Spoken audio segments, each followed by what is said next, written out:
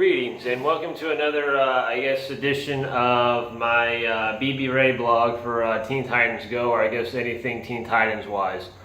I've noticed it's been a while since I've last done a video. The recent one I did was the BBRae two-part episode. And part of the reason is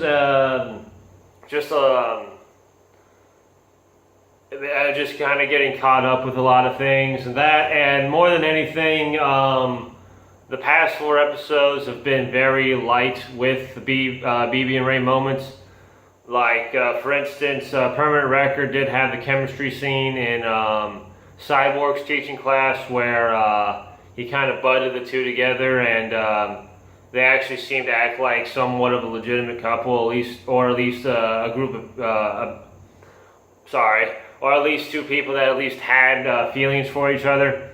And then Titan Saving Time, The Gold Standard, and Master Detective didn't really seem to show a lot of moments, or almost any moments for that matter. And so for just that little 10-second scene in Permanent Record, and not really much showing up after that, I didn't really see fit to do a BBRae vlog episode recently, but I decided, you know what, I'll just filter all those together and just kind of make a video about that. But in keeping with making a vlog about BBRae, and I guess just to kind of talk about something that I might have mentioned before, and I'll just touch on it again. But I think so far, to date, I think the most, intense, if you want to word it that, moment of BBRae that I've seen so far in Teen Titans Go is in the Season 3 episode Oregon Trail. And the reason why is because it seems like that in that episode, obviously, the plot of the episode is they're trying to travel to Oregon, and they're doing it the old pioneer style, heading west with a stage wagon and whatnot. And at one point, Beast Boy gets dysentery, and he ends up dying. If you notice in that scene, Raven's one of the most concerned characters in that scene. And then all of a sudden, Beast Boy comes out and he's a ghost. She's the first one to point that out. And then the next thing she says after that is that she wishes she was a ghost. And then he just puts his arm around her and says, then just get some dysentery. And you can see her thinking about it, like pondering this idea. And I don't know, I guess that's kind of why I like to call it an intense moment. Because here you have Raven, stunned, shocked, surprised that Beast Boy just died on their way to Oregon. It was supposed to be a harmless travel, and next thing you know, of all characters, Beast Boy dies. And here you see that she's somewhat depressed, and that she's already thinking of, as soon as she sees that he's a ghost, she's kind of already thinking to kind of be a ghost as well, which obviously means ending her life. So I'd say that would be a pretty interesting BBRae moment, considering the fact that it is straight up Raven considering on offing herself as a mean to be with Beast Boy for the rest of her, for the rest of their afterlife. Even just going as far to the point of as soon as Starfire dies within the next scene or so, well, even before that, you see that Raven's just very depressed. She's moping around. She's wanting to be a ghost. She's just basically waiting to die.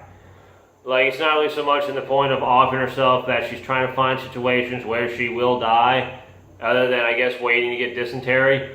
But she's just moping around. Like, she's at a state of depression. Like most animals do when their mates die. She's just already in that state of depression. And next thing you know, Starfire does die, and she says, lucky. She's very disappointed, she's very sad, and she gets to see Starfire and Beast Boy be ghosts, and she's just looking outside, depressed, with the with the rain raining outside the station coaches, her, Cyborg, and Robert are the only ones still alive. But then next, she dies, and for the remainder of that episode, she seems fairly happy. I would say that would probably be, at least if not intense, a very dark BBRae moment. Because if you think about it, a good portion of that episode, because what I described is maybe 3 minutes of a 10-minute long episode, maybe 2.5 at that, but still, that's a very good portion of a 10-minute long episode. And you see Raven basically, as soon as Beast Boy dies, she's ready to die along with him. For anybody that's seen Teen Titans Go or any rendition of Teen Titans or of these two characters, but mainly Teen Titans Go, and sorry I keep lagging on with this, I'm making most of this off the top of my head, but for her to be that willing and that ready to just end it all right then and there, because Beast Boy's dead, and we know that she has a history of wanting to marry Beast Boy. You know she's definitely very bashful when it comes to Beast Boy.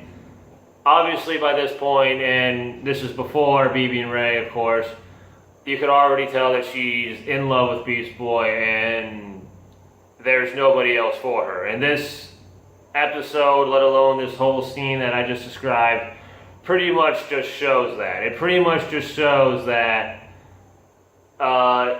aside from Beast Boy, there is nobody else for Raven. That if Beast Boy's done and over with, she's gonna wait there miserably until it happens, until she's done and over with. That just, again, if that doesn't tell you that she wants to be with him for the rest of her life, and literally the rest of her life, even up until their afterlife, that I guess in all the times you see them in the future with their old selves, even though they don't really show any signs of Beast Boy and Raven being a couple, you also, if you notice, you don't really see anything veer away from that either. And with the Oregon Trail scene, it almost makes you kind of realize that a good reason why Raven is a member of the Teen Titans is possibly because of Beast Boy. And again, I'm sorry I'm drifting off with this and starting with my words. It's a very last minute video that I just decided to do, mainly because it's been a while and I need to post things, and this one has definitely been on my mind because this episode premiered all the way back in September, and here we are 7 months later, and I'm still thinking about the episode. But I guess I keep repeating myself now, but again, this just shows that nobody else is for Beast Boy, and the fact that they're supposed to be teens, if not pre-teens, or maybe just young adults at least, we'll just say young adults, which means she has her whole 20s, 30s, 40s, her whole life ahead of her, and she's already making this decision, and Raven's pretty much pretty much shown as one of the smartest, if not the smartest characters in the show. She's constantly reading, or at least in the earlier season, she was constantly reading. She was constantly to herself. She was, she was definitely the more educated one out of the 5 members. And to have seasons later to where you see her be a little more attached to the Titans, let alone Beast Boy, to the point that here she is again, a young adult who has her whole life ahead of her, quite possibly immortal, seeing as how she's half demon. And she's ready to let life go as soon as her loved one dies, and she's ready to join him as soon as he dies, and she can't wait for him. Like that, I don't know, that just tells me, it's very Romeo and Juliet, but I just see that as not only just a very dark moment, but a very powerful moment as well. Like that's something that, and it can't really be a blink if you miss it, because it lasts 2.5, 3 minutes long of a 10-minute long episode. Like that is basically the whole subplot for those 3 minutes. So, the fact that they do that right before the end of season 3 and now we have season 4, I guess this is why I say it's intense. It just shows you how gung-ho Raven is for Beast Boy and for her affection for Beast Boy. And we already kind of know Beast Boy's affection for her, how he's very flirtatious with her, how he's now putting his arm around her a little more. You know, very openly calling her mama, wanting to express his love for her, and going above and beyond to want to do so. But I don't know, I mean, even though Beast Boy is definitely my favorite character and my favorite superhero, both for the show and for, I guess, all of superhero genres, I would say that so far that is definitely hands down the most, that might be my favorite BB&Rae moment, the Oregon Trail moment, just because it's so deep. Deep as in dark, just deep as in intense. It just makes you think. It makes you realize that regardless of how long they've known each other, that both, if not at least, definitely one character is ready to give their whole life to be with this person. And I think Oregon Trail did it in a very crap under the radar way, and they did it in a very perfect way. I'm not saying that it can't be beat. I definitely think it can, but it's just a matter of what the other 20-something episodes of season 4 have to show for us. But anyway, part of that was just to catch up on the remaining 4 episodes that have premiered since BB&Rae up to this point. I don't know if I'll make one next week after this upcoming episode this Friday. It all depends on what's showing BB&Rae wise and what's not. I'm sorry I kept jumping around and kept stuttering and kept repeating the same thing over and over and had like a lot of false mess ups. I know of a lot of recent videos. I've had a lot of people openly comment of how cringeworthy that is. I think in some ways, I think these videos aren't really just me making videos, but they're also me practicing as I'm making said videos. That way, as I make more videos and get a little more experienced, these won't be that big of problems when I go onto rants or just topics or anything like that. So it's training wheels. So for those that have problems with it, I thank you for bearing through it, and thank you for your honesty. And I guess with that, I can just say, bear with me. You know, it could only get better. But for anybody that liked this, especially the BB&Rae shippers, yeah, again, that was me just playing catch up with the last 4 episodes, and just me finally touching on a subject that I've just thought of for a while now, and I can't doubt that I won't bring it up again as an example or just something, because it's just, it always makes me think, because it's a young adult kids show, more of a kids show than anything, but there's a lot of themes in there. Here it is, this kids show, and they're doing something so Romeo and Juliet like.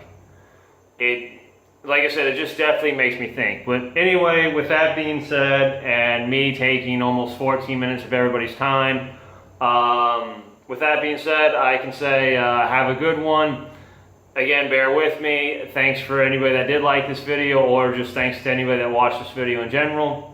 I hope to see you guys soon, or at least sometime next month. I'm going to try to do a video per month for a while, because I'm trying to save up to move from where I'm living now in St. Thomas, U.S. Virgin Islands, which doesn't sound as sweet as it does. It's the best way I can describe it is if paradise had a hellhole, it would be St. Thomas. And hopefully my neighbors didn't hear that and get pissed at me. But I'm trying to save up to get out of it. I've already have a new location where I want to go, and as time goes on, hopefully I can give a little more information about that. But in the time being, I'm going to try to keep my YouTube channel, I guess, somewhat fresh by at least doing 1 video per month. And I'm planning on doing another video tomorrow, and then a couple on 420. But that's getting off topic again. But I guess with that being said, and now going 15 minutes in, thanks for watching. Peace out to all the BB&Rae shippers or any other viewer that just casually watched this video. And I hope to see you guys soon for any other video or any other BB&Rae moment. And and peace. Have a good one.